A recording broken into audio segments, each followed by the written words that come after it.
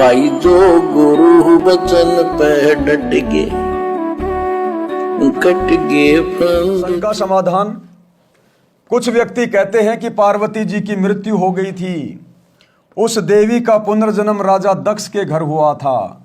युवा होने पर देवी सती यानी पार्वती जी ने नारद के बताने के पश्चात श्री शिव जी को पति बनाने का दृढ़ संकल्प कर लिया और अपनी माता जी के माध्यम से अपनी इच्छा पिता दक्ष को बताई। तो राजा दक्ष ने कहा कि वह शिव जी मेरा दामाद बनने योग्य नहीं है, क्योंकि वह नंगा रहता है, केवल एक मृग छाल पर्दे पर बांधता है, शरीर पर राख लगाकर भांग के नशे में रहता है, सर्पों को साथ रखता है। ऐसे व्यक्ति से मैं अपनी बेटी का विवाह करके जगत में हंसी का पात्र नहीं बनूंगा। परंतु देवी पार्वती भी जिद की पक्की थी। उसने अपनी इच्छा श्री शिव जी के पास भिजवा दी लेटर लिखकर और कहा कि मैं आपसे विवाह करना चाहती हूं। राजा दक्ष ने पार्वती जी का विवाह किसी अन्य के साथ निश्चित कर रखा था। उसी दिन श्री शिव जी अपने साथ हजारों की संख्या में भूत प्रेत भैरव तथा अपने गणों को लेकर विवाह मंडप पर पहुंच गए। राजा दक्ष के सैनिकों ने विरोध किया। शिव की सेना और दक्ष की सेना में युद्ध हुआ। पार्वती ने शिव जी को वरमाला पहना दी। पार्वती को बलपूर्वक लेकर श्री शिव जी कैलाश पर्वत पर अपने घर ले गए। कुछ व्यक्ति कहते हैं कि देखो श्री शिव जी भी भव्य बारात लेकर पार्वती से विवाह करने आए थे, इसलिए बारात की परंपरा पुरातन है, इसलिए बारात बिना विवाह की शोभा नहीं होती। इसका उत्तर ये है, अब गुरुदेव भगवान बता रहे हैं कि वास्तव में शंकर जी क्यों इतनी बड़ी बारात लेकर गए थे, इसका रीजन क्या था। इसका उत्तर यह है कि वह विवाह नहीं था, यह तो प्रेम प्रसंग था। श्री शिवजी बारात नहीं सेना लाए थे पार्वती को बलपूर्वक उठाकर ले जाने के लिए। शिवजी वो सेना क्यों ले गए थे? पार्वती को जबरदस्ती उसके पिता के घर से लाने के लिए, बलपूर्वक उठाने के लिए। वो शादी नहीं थी, वो प्रेम विवाह था, लव मैरिज थी। आज आप रिश्ता करते हो, आपके ससुर जी बड़े प्रसन्न होते हैं कि भाई बारात आ रही है, बारात आ रही है, बेटी घर से बाहर जाएगी, दामाद जी आ रहे हैं। अरे आपके ससुर आपके दुश्मन थोड़ी हैं, वो तो आपके आने से बड़े प्रसन्न हैं। फिर ये सेना किस लिए लेके जा रहे हो? ये दुनिया भर की बारात बसों में भर भर के किस लिए ले जा रहे हो तुम? आप उस लड़की को बलपूर्वक थोड़ी ला रहे हो। आपके तो ससुर जी खुशी खुशी लड़की आपके साथ भेजने को तैयार हैं। तो ये तो व्यर्थ की परंपरा हो गई, व्यर्थ की। और दूसरा कारण भाई और बहनों क्या था ये बारात ले जाने का? गुरुदेव ने बताया कि पहले के समय में लड़कियों का अभाव था। पहले के समय में लड़कियां बहुत कम होती थी और शादी विवाह करने के लिए, क्योंकि पहले जंगल होते थे, गांव इतने नहीं होते थे, उबड़ खाबड़ रास्ते होते थे, उन जंगलों में डाकू हुआ करते थे। तो पहले के समय में जब लड़की की शादी करके वापस आ रहे होते थे तो वो डाकू लोग उन लड़कियों को छीन लिया करते थे, अपने साथ ले जाते थे बलपूर्वक, या उनके गहने वाने कपड़े वपड़े पैसे वासे छीन लिया करते थे। तो इस वजह से लोगों ने समाज में मीटिंग करी और विचार किया कि भाई देखो इस प्रकार से तो हमें बहुत ज़्यादा नुकसान हो जाता है, तो हम ऐसा करते हैं, हम कुछ लोगों को कुछ लालच देकर हम अपने साथ लेकर चलेंगे। अगर डाकू आ गए तो हम भी बहुत सारे लोग होंगे, हमारे हाथों में लठ होंगे और हम उनका सामना कर सकेंगे। तो इस बारात की परंपरा शुरू हो गई। लोगों को एक एक रुपए के लालच में कि चलो वहां पर तुम्हें बढ़िया बढ़िया खाना खिलाया जाएगा और वहां पर तुम्हें एक एक गिलास, एक एक थाल या फिर 11-11 रुपए दिए जाएंगे, जैसे कि टीके में दिए जाते हैं बारातियों को। तो पुराने समय में लड़कियों की इज्जत बचाने के लिए डाकुओं से इस प्रकार लोग ये बारात लेके जाया करते थे। अब वर्तमान में भाई ना तो कोई डाकू है, ना तुम्हारी दुल्हन छीनने वाला है कोई। आजकल तो खुद ही डाकू हैं लोग। आजकल तो लोग खुद ही डाकू बन गए इस कलयुग में। अब डाकुओं को डाकू कैसे छीनेगा?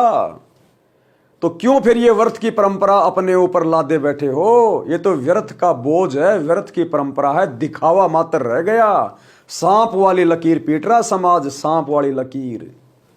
तो यदि हमने भक्ति करनी है और भक्ति को सफल करना है तो हमने इन सामाजिक कुप्रथाओं से पीछे हटना पड़ेगा।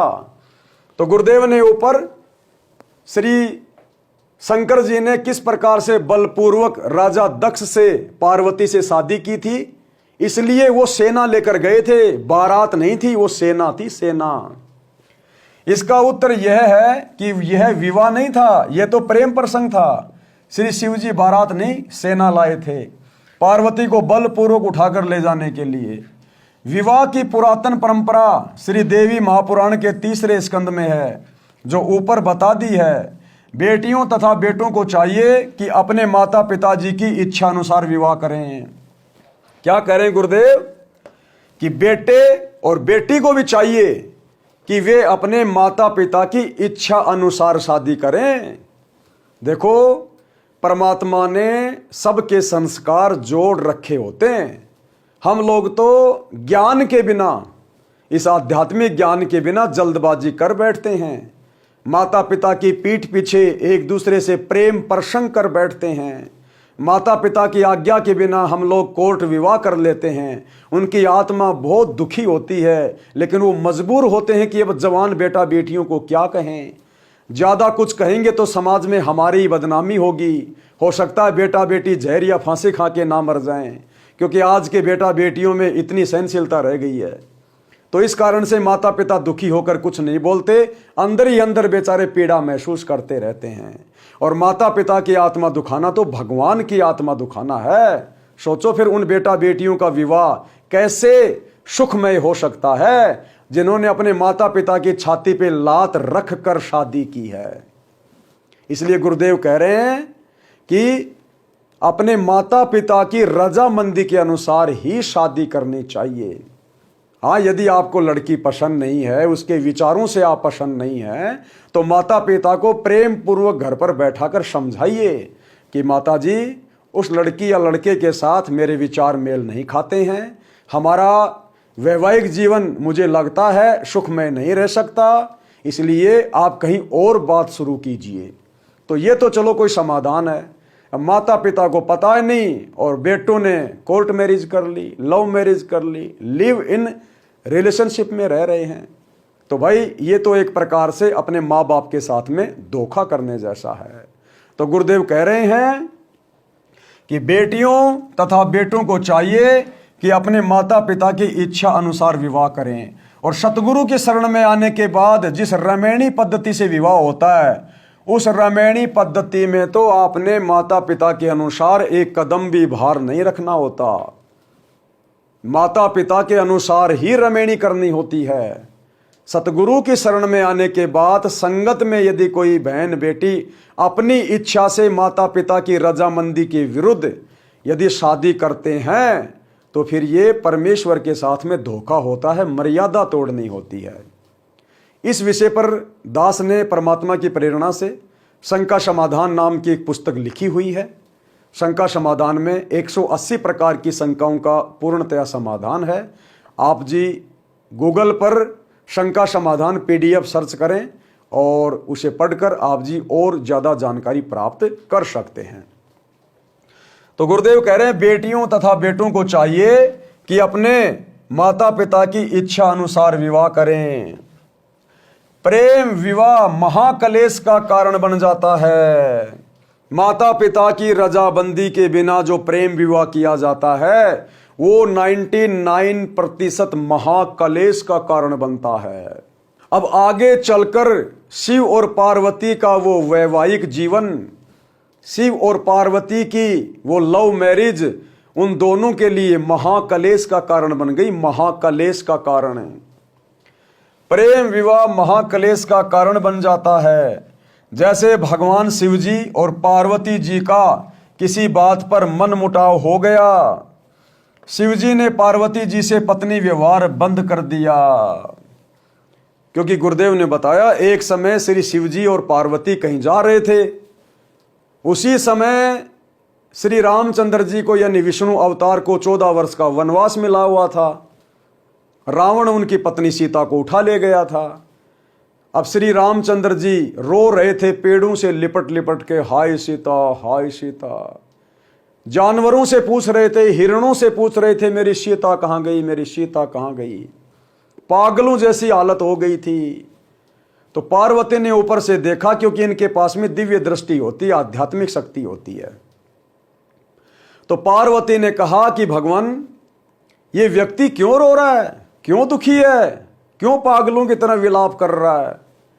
तो श्री शंकर जी ने कहा कि ये पागल नहीं है, ये भगवान विष्णु हैं। इनको नारद का श्राप लगा हुआ था।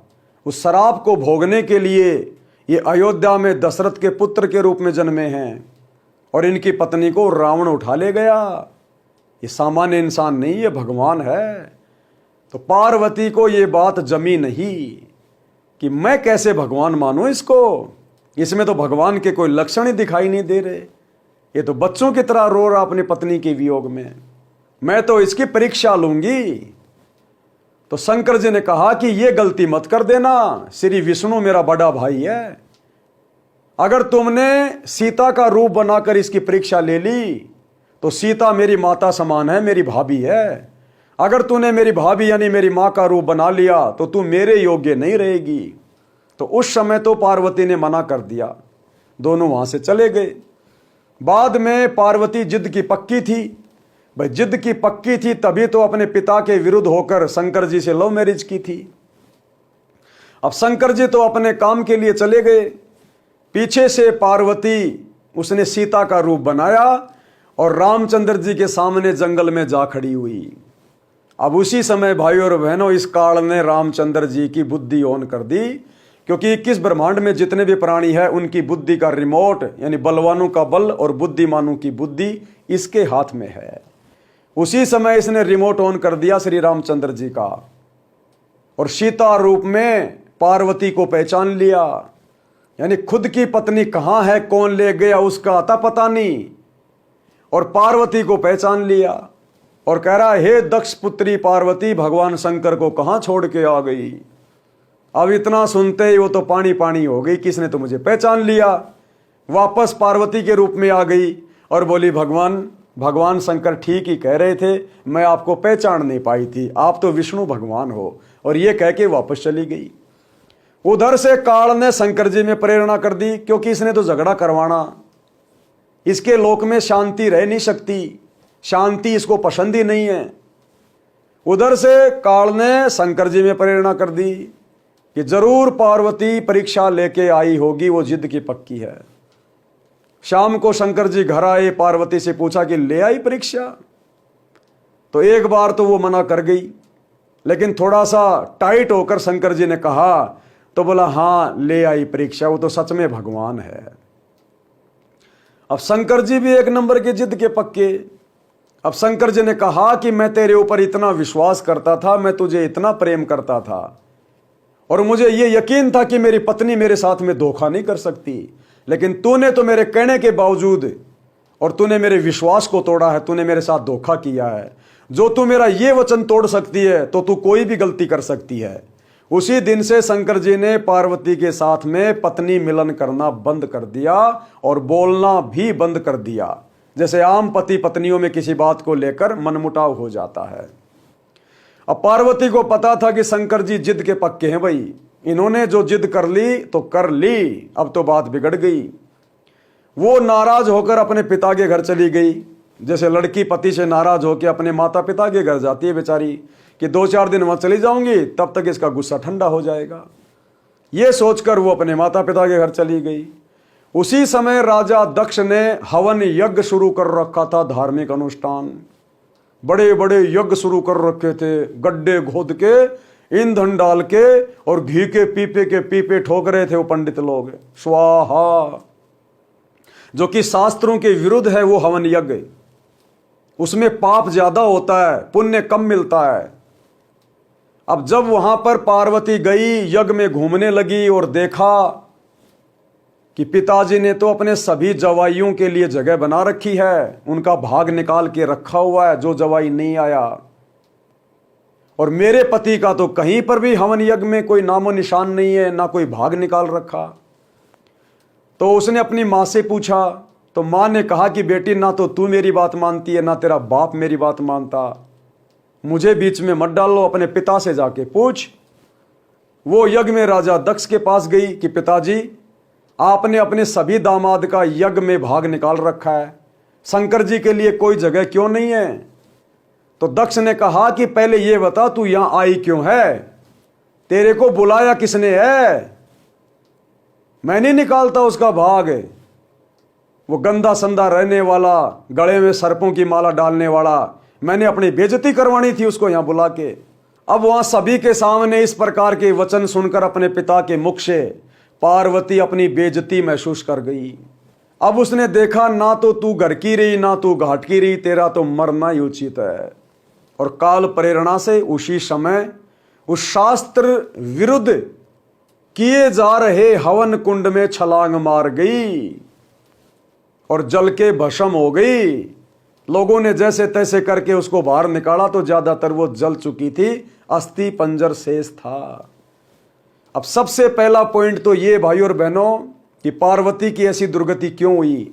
माता पिता की आज्ञा के विरुद्ध शंकर जी से शादी करने के कारण, लव मैरिज के कारण। अरे अगर आपको लव मैरिज भी करनी है तो अपनी माता पिता की रजामंदी लीजिए, तब आपका वैवाहिक जीवन सफल होगा। दूसरी बात, यदि राजा दक्ष शास्त्र विधि को त्याग कर मनमाना आचरण करते हुए यदि वो हवन यज्ञ नहीं करवाता तो उसकी बेटी की मृत्यु नहीं होती, क्योंकि वेदों के अनुसार वास्तविक हवन यज्ञ वो होता है, एक छोटा सा दीपक या कोई कटोरा लीजिए, उसमें आधा किलो 200 ग्राम या 1 किलो जितना भी आप जी घी डालिए और खड़ी बत्ती की रुई की जोत बनाइए और उसको आप जलाइए गाय या भैंस का देसी घी डाल के। वो है वेदों के अनुसार वास्तविक हवन यज्ञ, जो उस शास्त्र विरुद्ध तरीके से किए जाने वाले लकड़ियों वाले हवन यज्ञ से लाखों गुना ज्यादा उत्तम लाभदायक है। अरे उसमें कितनी तो लकड़ियां जलेंगी, कितना तो धुआं निकलेगा, प्रदूषण होगा, और वो शास्त्रों के अनुसार ना होने से वो आध्यात्मिक लाभ भी नहीं देगा। तो गुरुदेव भगवान हमें समझाना चाह रहे हैं कि माता पिता की रजामंदी के बिना यदि आप रमेणी करते हैं या शादी विवाह करते हैं तो वो आपके महाकलेश का कारण बन सकता है। प्रेम विवाह महाकलेश का कारण बन जाता है। जैसे भगवान शिवजी और पार्वती जी का किसी बात पर मन मुटाव हो गया, शिवजी ने पार्वती जी से पत्नी व्यवहार बंद कर दिया तथा बोलचाल भी बंद कर दी। पार्वती ने सोचा कि अब ये घर मेरे लिए नरक हो गया है, इसलिए कुछ दिन अपनी माँ के पास चली जाती हूँ। पार्वती जी अपने पिता दक्ष के घर मायके में चली गई। उस दिन राजा दक्ष ने एक हवन यज्ञ का आयोजन किया हुआ था। राजा दक्ष ने अपनी बेटी का सत्कार नहीं किया तथा कहा कि आज क्या लेने आई हो? देख लिया उसका प्रेम, चली जा घर से। पार्वती जी ने अपनी माता से श्री शिवजी के नाराज होने की कथा बता दी थी। माता ने अपने पति दक्ष को सब बताया था। पार्वती जी को अब न मायके में स्थान था न ससुराल में। प्रेम विवाह ने ऐसी गंभीर परिस्थिति उत्पन्न कर दी कि दक्ष पुत्री को आत्महत्या के अतिरिक्त कोई विकल्प नहीं देखा और राजा दक्ष के विशाल हवन कुंड में जलकर मर गई। धार्मिक अनुष्ठान का नाश किया, अपना अनमोल मानव जीवन खोया, पिता का नाश कराया, क्योंकि जब श्री शिवजी को पता चला तो वे अपनी सेना लेकर पहुंचे और अपने ससुर दक्ष की गर्दन काट दी। ये ऐसे हैं हमारे भगवान, इतने क्रोधी, इतने गुस्से वाले, गलतियां खुद करते हैं और गर्दन फिर अपने ससुर की काटते हैं। तो ये हैं हमारे देवी देवता, हमारे प्रधान देवी देवता। हमें इनसे क्या समझने को मिलेगा, क्या सीखने को मिलेगा? अपनी गलतियों पर तो पर्दा डाल दिया।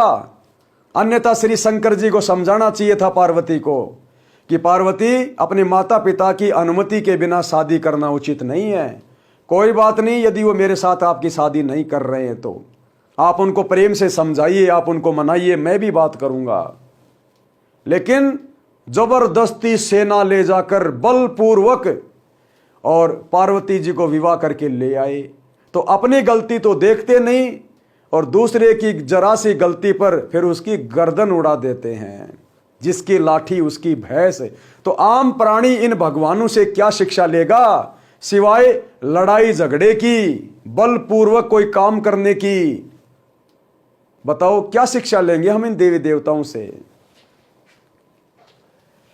और अपने ससुर दक्ष की गर्दन काट दी, बाद में बकरे की गर्दन लगाकर जीवित किया। उस प्रेम विवाह ने कैसा घमासान मचाया, शिवसेना को बारात बताकर कुप्रथा को जन्म दिया। और यह प्रसंग प्रेम विवाह रूपी कुप्रथा का जनक है। यानी समाज में लव मैरिज यहीं से शुरू हुई है। शंकर और पार्वती ने इसकी उत्पत्ति की है, इस कुप्रथा की, जो आज पूरे समाज के लिए अभिशाप है। अभिशाप, हजारों परिवार उजाड़ डाले इस लव मैरिज ने, कुप्रथा ने। तो ये हमारे भगवानों की देन है, श्री शंकर जी की।